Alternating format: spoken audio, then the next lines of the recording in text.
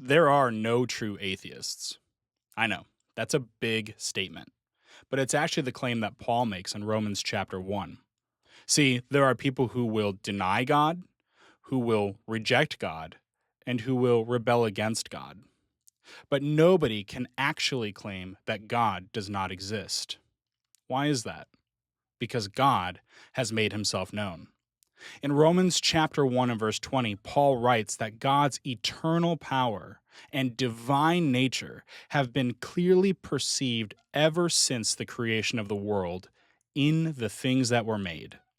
What that means is that we see God in nature and we see God in each other. What we call this in theology is general revelation. God has revealed himself generally to all people everywhere through the natural world, through human reason, and through the moral law in our hearts. And scripture adds to that. In Psalm 19, it says that the heavens declare the glory of God, and the skies proclaim the work of his hands. See, creation is not silent, it shouts and it points to the Creator. Have you ever looked up at the stars and you just kind of sense how small you are?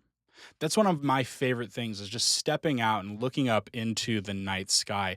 It gives me such a sense of God, the vastness of the universe that we live in, and then to consider that God is even bigger than that.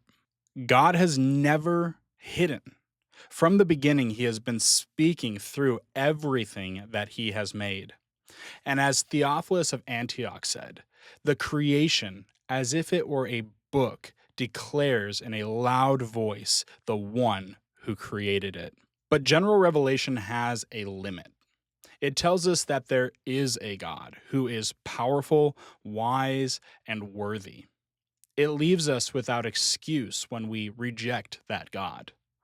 But it doesn't tell us his name, and it doesn't tell us how we can be reconciled to him.